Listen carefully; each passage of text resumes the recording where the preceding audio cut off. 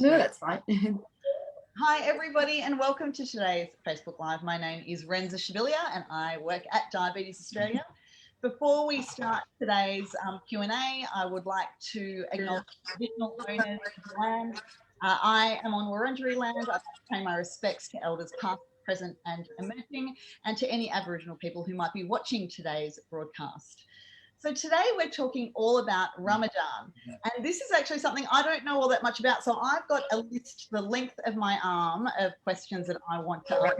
And we are joined by a couple of people who are going to be able to answer every single one of those questions. I think we have got Faisal Sabi, and we've also got Miriam Jawi.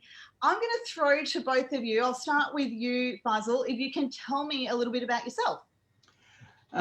Basically, I'm an ADEA Credentialled Diabetes Educator. Yep. I've worked for close to 36 years in nursing and close to 23 years in diabetes-specific education. I'm bilingual in Arabic, and I have a passion for working in diabetes, men's health, culturally and linguistically diverse communities, Fantastic. and Indigenous health. That's basically me. And Faisal was telling me that he's coming from one of my absolute favourite corners of Victoria. So I'm very jealous that I am not up in the northeast enjoying the beautiful, the absolutely beautiful autumn leaves that would be happening there at the moment. Miriam, welcome. It's so great to see you. Tell me a little bit about yourself, please. Yeah, no, thank you for having me on. So yeah, my name's Meriem. I'm 22 years old and I'm a registered nurse. So I currently live in Hobart, Tasmania. I'm also a type 1 diabetic. And yeah, so my background is I'm Moroccan. I was born in Morocco, but I moved to Australia when I was quite young, when I was 4. Lived in Sydney for a few years, and then in 2009, me and my family moved down to Hobart. Okay. Yeah, so I'm also a long distance runner, so that's a very big passion of mine. Yeah, running's a very big part of my life, and also, you know, advocating for type 1 diabetics and for mental health is a very big part of, you know, what I do. I'm also, as I mentioned before, a registered nurse, so I'm currently used to work in oncology or cancer therapy. Now I've moved to the pediatric ward, so for children and adolescents. Okay. And we had a really fabulous article about you in Circle Magazine. I'm going to say last year, but I actually have no concept of time anymore with COVID. It may have been before, but it was sometime in the last year and a half or so. So if people who are watching and have Circle Magazine's handy, you can go back and find that article. Faisal, let me start by asking, can you please explain what is Ramadan and why is it so important? Can you tell us about it? Certainly. Look, Ramadan is the holiest month in the Islamic lunar calendar. And basically, it's a month long where anything between 29 and 30 days, where Muslims, the Muslim community commemorates the revelation of the Quran to the Prophet Muhammad. And it also, being one of the holiest months, it's also one of the 5 pillars of Islam. And therefore, a lot of Muslims would basically participate in fasting mainly because of the benefits they perceive in it, because of the significance in terms of religiously, in terms of the benefits they perceive. And it also enables them, as well as allows them to socialize with family, reconnect with family, really test their own capacity to empathize with other individuals by basically fasting from food or drink, in order to understand sometimes what the impoverished, the less fortunate go through. Right. The other significance of Ramadan is basically one of the 5 pillars of Islam, also called zakat, and therefore to be charitable. It also enables for those individuals who can't fast to, for whether for health reasons, whether they have diabetes, comorbidities and other things, to be able to compensate for that by bequeathing to charity to compensate for their inability to fast.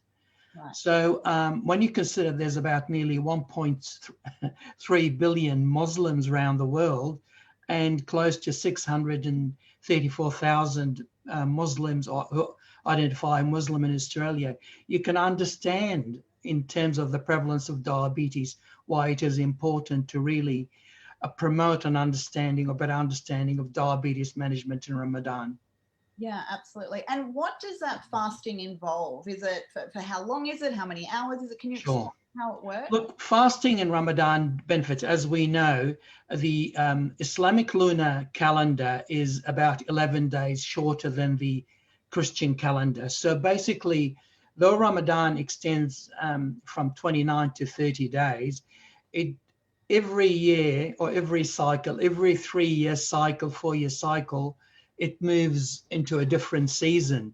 So accordingly, what happens is if you're fasting in summer from dawn until sunset, basically it could be 18 hours. Yes. If you're fasting in winter, it could be 11 to 12 hours. So basically, you have to fast or abstain from food or drink for the period from dawn until sunset.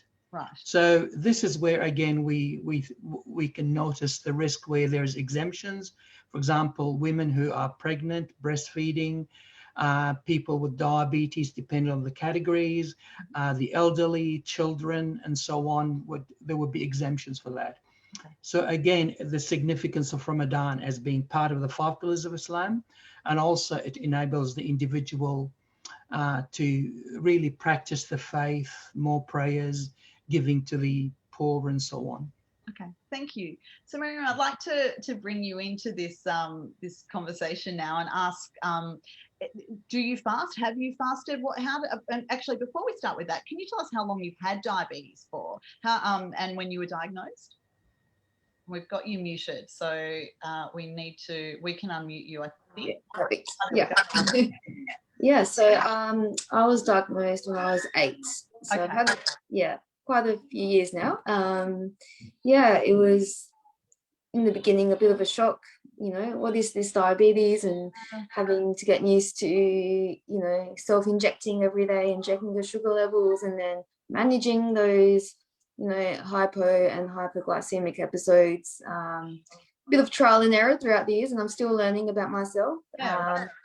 But I think it's taught me so much about the human body, and it's actually, even though it's a chronic illness and I might have to, live with it for the rest of my life, I'm very grateful because it's increased my self-awareness, and also hopefully I can use my insight or, my experience to help other type 1 diabetics. I truly believe that it shouldn't stop you from doing what you want to do, whether it's sports or, career-wise ambitions. It's just a part of you, but it shouldn't stop you from achieving your goals. Oh, I do love your attitude. But so can I ask you, do you fast during Ramadan? Yeah, in the past I've attempted to fast.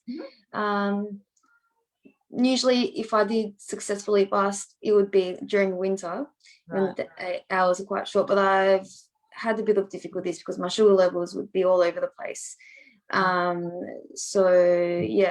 As mentioned, in Islam, you have to take care of yourself. And if fasting is going to harm you or harm your health, then it's not compulsory. So you make up for it in other ways, including charity. So for each day that I don't fast, I need to donate a certain amount that would cover a meal for a person for each day, or a family. So that's how we compensate. And I think most importantly, fasting isn't just about from the peripheral. People see that, oh, you're fasting from food, you're not drinking, you're not eating, that's so hard. But in reality, fasting is not just about the food and drinking. It's also about bettering yourself, improving your habits. So for example, you're not allowed to smoke during the hours of fasting, so that's a good opportunity for smokers to try and break that habit. You need to try and form good connections with your family and friends, so you don't want to cause drama or backbite and talk bad about others, because that can also break your fast. Right. And it's about, I think what it really increases your spiritual awareness and your closeness to God, because you're not distracted by these materialistic things such as food or watching a movie and this and that, because you try and abstain from those things. So not having that distraction, you're able to be closer to God and better yourself. My favorite part of Ramadan is that it connects people from all over, not just Muslims, but also, I've got non-Muslim friends. We invite them for iftar.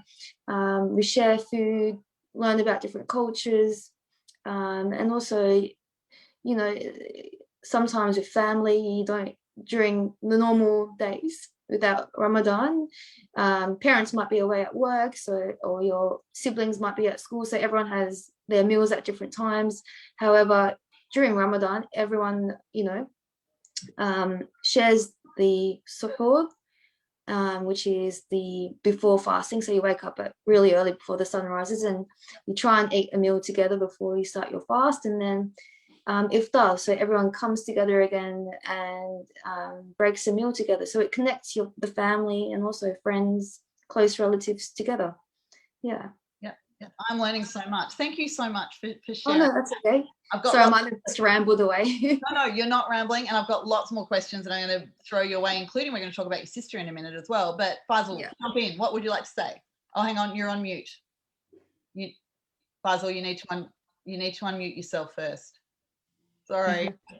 It's really interesting what Miriam has mentioned. One of the principal fundamentals in Islam is that fasting preempts that avoiding hardships and eliminating potential harm to the individual. And Meriem is one of those examples where even if you have type 1 diabetes and you feel competent and confident with adjustment medication, with the proper lifestyle modifications to fast, then you do fast. So it's only when the situation happens where it becomes hardship and potential harm that you really need to break the fast. Okay. And again, we must consider that really what Ramadan connotates, it's about the getting together, the reconnection with family, reconnection with everybody. And it's really interesting because one of the beliefs is that during Ramadan, or the holy month of Ramadan, heaven is open and hell is closed. So therefore, a lot of the Muslims believe we can really maximize on our faith benefits, being kind to one another and to everybody else. Yeah. And it's really interesting how Ramadan practice changes basically between different nations. And suhoor is very important, but not everybody does sometimes undertake suhoor. But there's a number of people who sometimes would just go ahead and fast. And again, it's sort of an example of how they can really build on their character, self-esteem, and practice within the faith. Okay. So when we say, is it safe for people with diabetes to observe Ramadan? We're usually thinking of that from that really narrow perspective of it being purely about fasting, but it is about so much more than that. Isn't that right? Oh, no, sorry, Basil, you're muted again. Is it safe to observe Ramadan and fast in Ramadan? Look, it depends. The important thing, as I said, it's very important as educators or health professionals, we need to assess the safety risks and the individual's capacity to undertake fasting in Ramadan. Yeah. And there's a number of things that happens is whether I really would advise anybody contemplating fasting Ramadan and has diabetes is to seek the advice and support of the diabetes educator as well as the general practitioner. Because to fast Ramadan, you really need to be stratified against a set number of risks. So there is the IDF Diabetes and Ramadan, a group who had come up with new guidelines in March 2021. And one of the new things within that is it categorizes the potential for people and the risks for people with diabetes to fast during Ramadan into 3 categories. and those with low risk, those with moderate risk, and those with high risk. And what they do is they consider, for example, the type of diabetes, duration of diabetes, whether you're on insulin or not, whether types of insulin, medication, whether you're on, have fasted in the past, whether your age, whether you're pregnant or otherwise. And bearing in mind, pregnancy and breastfeeding, as I mentioned, are exempt, for example. So therefore, there's a number of tools or scores you can add on. And then again, you can say, well, this individual is low risk, for example. For example, type 2 diabetes on diet alone, they really are a low risk, for example, and can be fasting. Type 1 diabetes, type 2 diabetes on medication and insulin, again, categorized in according whether they moderate or risk. But even a number of times I've recommended some type 1, type 2 against fasting in view of their risk stratification. And they would often choose to continue to fast. So we are obliged as educators to provide them with enough information, with enough support so that they will. And again, you would discuss safety issues, you discuss recognition of hypoglycemia, you discuss medication adjustments in accordance to what their GP or their endocrinologist or nurse practitioner advises. There's a number of tools you can follow. There's a number of assessments you need to do. You also need to really advise issues of, for example, 4 is the floor. When you get to low blood sugar to 4, you need to break the fast. You need to advise when, for example, it's 16.6 or 16.5. Again, you need to really break the fast. So as I said, the 2 principles is safety, and there's no burden on the individual. That's the most important things.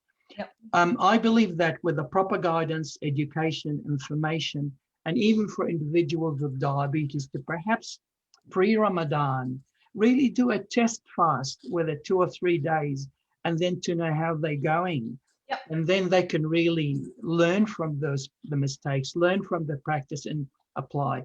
But again, the most important things, your diabetes educators, your dietitian, and your general practitioner's advice to really classify whether you have the capacity, awareness, and ability to fast safely. So very much as it is with all aspects of diabetes, there is no one size fits all. And this is, everybody needs to consider their own individual circumstances for what will and what might not work for them. So I remember you saying that in a recent talk you gave, actually. It stuck with me, yes. I need a tattoo to my forehead. Okay, so Miriam, let me ask you now, would you mind? I think that I've got a little note here to say that your sister also has diabetes. Can you? Yes, she does, yeah. Tell us about that. So how old was she when she was diagnosed? Who got it first?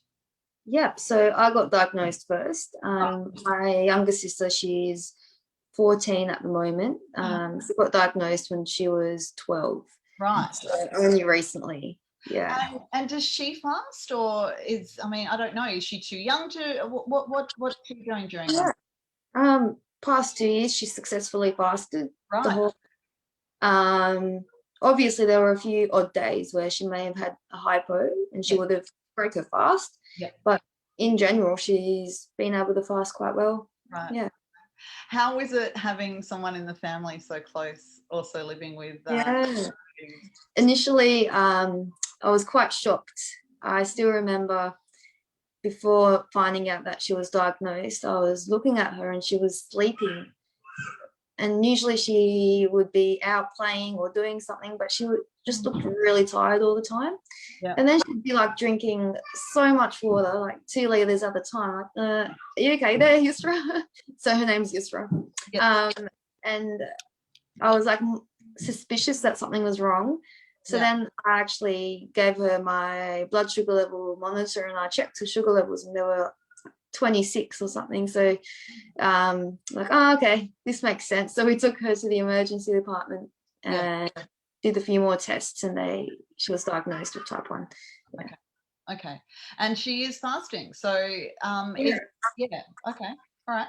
And now I wanted to also I want to ask 2 questions. So one, I'm going to ask you about, advice that you'd have for people, but also I'd like to ask you about what you would like people who don't really know much about Ramadan, what you would like them to think about and takeaways for them. And, you know, especially, I guess, in relation to people with diabetes that they might know.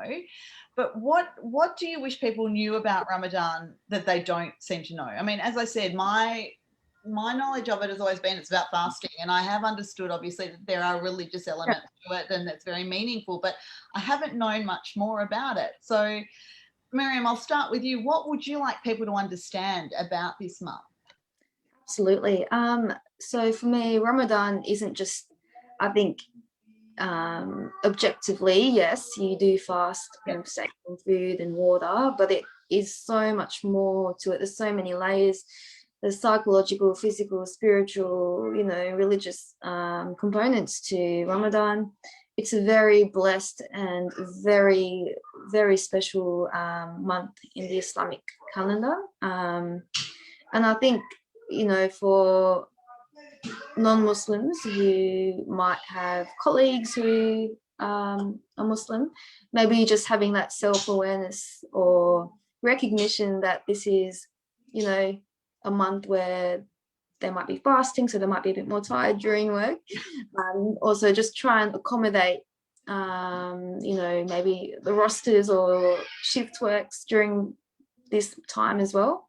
Yeah, and I think also for type 1 diabetics who are fasting, it's important that they let others around them know that they're fasting and they are a type 1 diabetic, in case, you know, in a scenario where they do have a hypoglycemic episode, you know, there's people out there who are aware and that can give them the right attention and needs to help them. Yeah. Yeah, thank you. We have a comment that's come in from someone. It's from Fiorella, who says, my husband is Muslim and has a very accommodating and open-minded endocrinologist and diabetes educator. We always love to hear that. Yes. However, has had little success with fasting during Ramadan and accepts that he still fasts from everything else during the daylight hours. So I guess part of this is working out what works for the individual. But Basil, what is it that you would like people to know and to take away about Ramadan?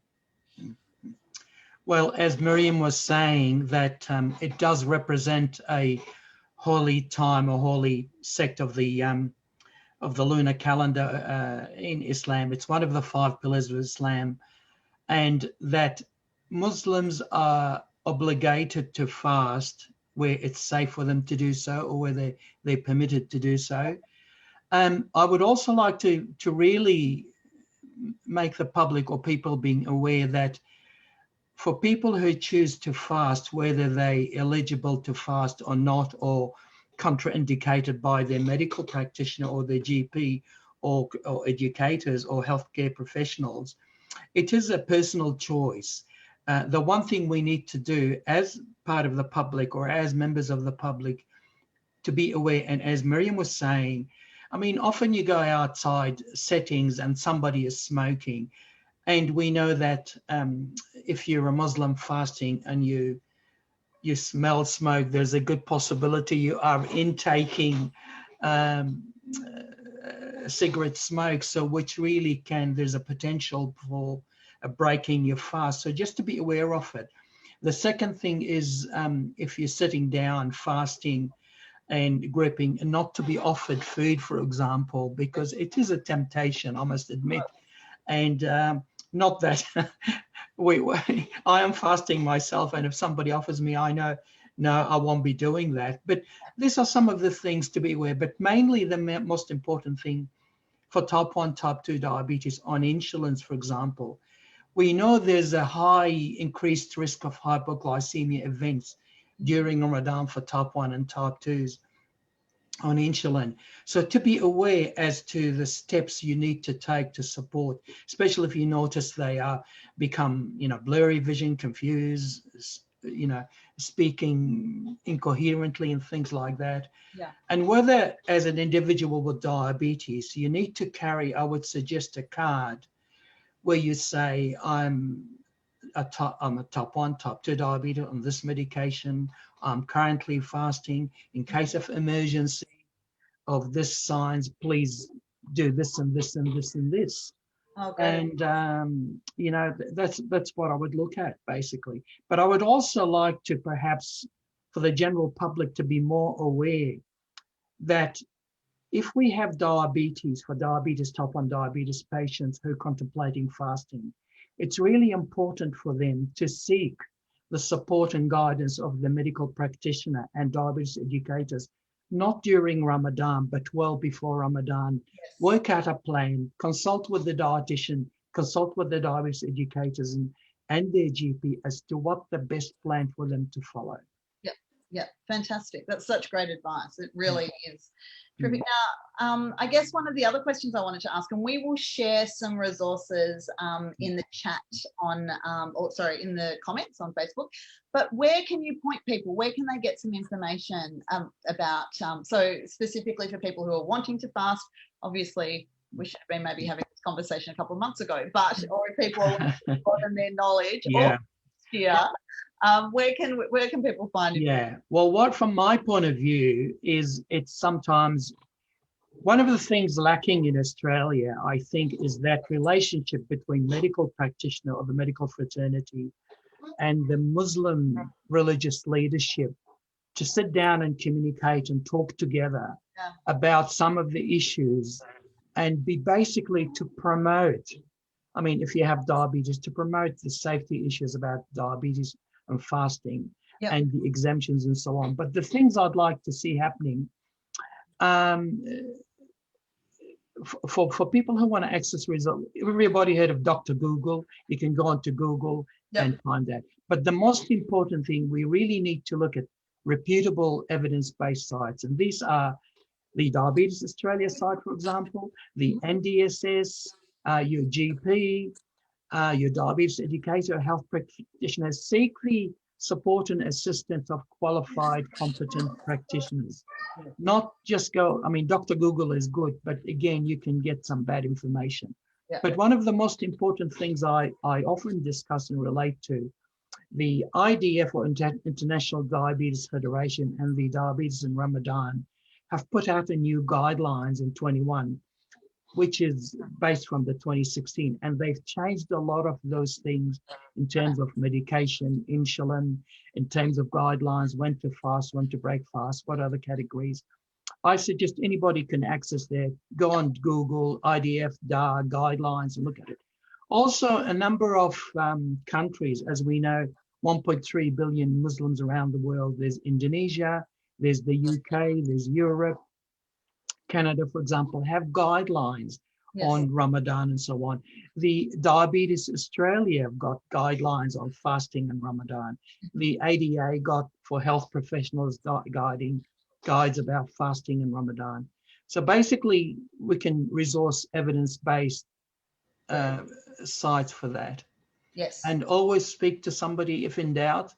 See your GP, speak to your diabetes educator, or a health nurse or health practitioner, and find this information.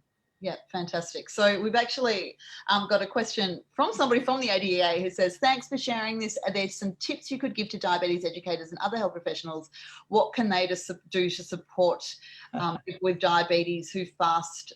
So what can they do to support people better during this time? Well, I think a good starting point is some of those resources that that you've mentioned. Yeah. But I might ask you first, Miriam, what sort of things would you like to hear from healthcare professionals about Ramadan? And, you know, would you like people to be asking proactively, or would it be more about when you're ready to talk about it? How would you like those discussions to go?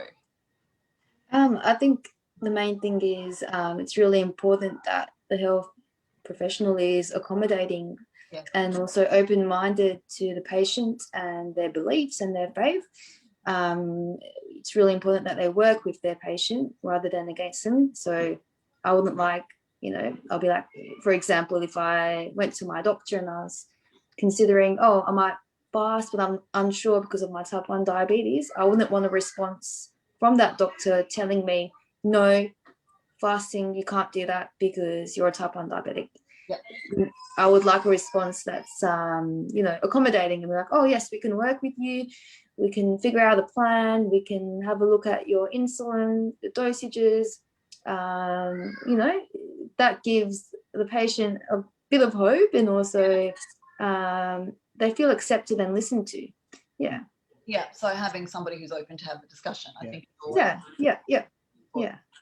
And have you got something to add to that? Yes, I do actually. And look, I think being Islam and religion is, as with any other religion, is a very important fact of life. And even like fasting is not only Muslims. I mean, Christians fast, and so does Baha'i people. For example, the Baha'i sect do fast. So it's important within diabetes perspective. But the one thing I would always refer to, that in terms of, if you elect to fast during Ramadan, you have to do it within safety. You have to do it with a way you do not put yourself at risk. Mm-hmm. I mean, some of the issues I've come across, and I acknowledge there's a lot of individual diabetes who, despite the medical advice, despite the recommendations and contraindications, would continue to fast. I know one instance where the person with diabetes I've encountered with type 1 on insulin continued to fast despite the risks, the hypoglycemia, and ended up having a car accident causing main injury to himself and to property.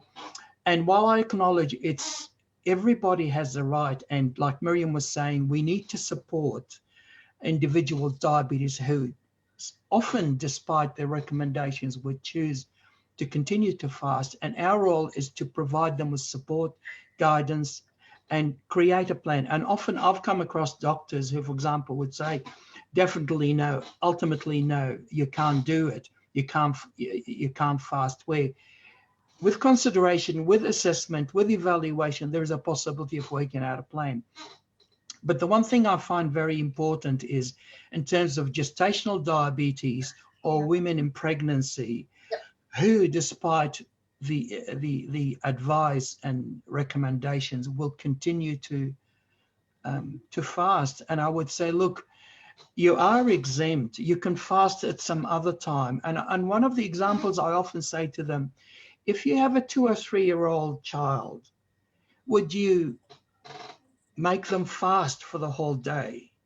And naturally they'll say no. I say, well, if you can't force them or choose not to make them fast during the day, how would you feel about your 3-month-old baby or unborn child to fast? So really, while it's important from a spiritual, from a self-confidence, esteem, to fast for gestational women with diabetes or pregnant women, again, the importance here is their health, well-being, and that of the child. So, you can always fast at some other time when you're not pregnant, or you can always fast at a more suitable time. And if you can't fast, you can always be charitable and give zakat, which compensates for it. So the main important thing, while I do recognize it's important to support type 1, type 2 diabetes, or people with diabetes who, despite everything, would want to fast, it's important to provide them with evidence-based information, factual information, help, support, guide them. And it should be done under medical supervision and support. That's great advice. Thank you to both so much. This has been just such a... Pardon me, sorry. Okay. Such a rich and terrific discussion. Have you got any last parting words that you would like to share, Miriam? I'll start with you. Yeah, absolutely. I think what I really want to tell everyone, especially type 1 diabetics who might be struggling during the month of Ramadan, God, Allah, He looks at your intention.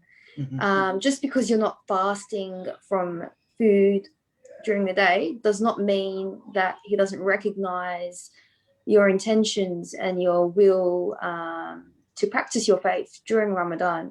In fact, you actually have more rewards because you have a will to fast, but you can't because of your circumstances. So Allah recognizes that and just because you're not fasting doesn't mean that you're less of a good person. Or I think that's a misconception maybe some people might have when they have certain health conditions or circumstances that prevents them from fasting. They feel maybe that they're less of, or not partaking in Ramadan, where in fact it's actually quite the opposite. Allah knows your intentions, and that's the main thing. And also Ramadan is also a time where you can practice other prayers, reading the Quran, charitable things that you can do. So it's not just about not eating. So just because you're not fasting doesn't mean that you're less of a person. Yeah, that's just such valuable advice. Thank you. And Faisal, what would you like? Look, I agree with Miriam. It's the intention are paramount here, and as we talked about earlier, in terms of those planning to fast and unable to because of illness, age, or infirmity, or even pregnancy, for example. Look, but the things I'd like to say, add on top of it, is that for those choosing to fast, those Muslims with diabetes choosing to fast, it's important to bear a number of points. One is to get adequate sleep, because the lifestyle pattern disturbance. Be ensured to regulate, monitor, check your blood sugars, for example, mid-morning, midday. And the dangerous period really, for example, is the late afternoons and pre-iftar. That's very important. It's very important to monitor. And especially if it's a summertime where you've got 18 hours of fasting, but also to acknowledge and recognize when you need to break the fast, because your health and well-being is paramount. The other thing is to really consult and follow your GP's recommendation. Comply or adhere to the medication adjustments. And one of the things I've noticed is a lot of Muslims tend to fast because with a view of perhaps it'll affect weight loss.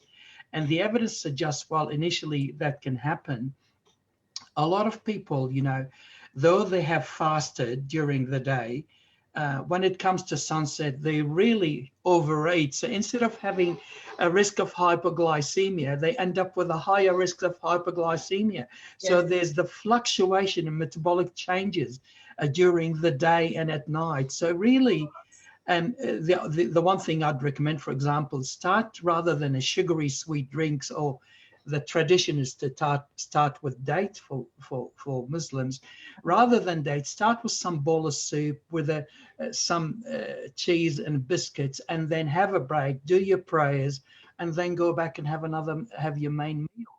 So just moderation, mixture. See your dietitian, talk about that, see your diabetes educator. It's all a learning experience, but most important, monitoring, adjustment with medication, be ready to break the fast when it becomes risky. Okay. That's such fabulous advice. Thank you so much. This Q&A will still be available on our Facebook page, and it will also be on our YouTube channel. We'll share it on Twitter. We'll share it everywhere. So please do share that with other people who you feel may benefit from this. Even if it's not necessarily applicable to you, there's always, it's always so great to hear how other people with diabetes are managing through whatever it is that they're dealing with right at this time. And right at this time, it is Ramadan. Yeah. What is the greeting that I should be saying to you right now? Ramadan Mubarak. Ramadan Mubarak. I've got one more thing, Renza. Yes. I know that there's not many diabetes educators who are bilingual in Arabic. Yeah. As a Muslim, I'm happy if through Diabetes Australia or the ADA to make my contact email available for people who are wishing to perhaps seek some advice on that. Yep. Thank you. So if anybody would like that, you can message Diabetes Australia through Facebook or through or email us. And for you. Yeah, and we will absolutely, however, whatever works, and we will pass on that information. Thank you. That's just such a generous offer. Thank you so much. Thank you to everybody who has watched. I know that I've learnt a lot. I hope that people who are observing Ramadan have taken away some really valuable information. And I'm looking forward to hearing stories from people who have fasted and who have chosen not to fast. And also, I think that this is just such a critical discussion to be having. So thank you very, very much. We will place lots of information in the comment section so people know where to go for more details, more info. Have those conversations. That's always such an important thing. But thanks so much, Em. I think we can end the broadcast now. Thank you.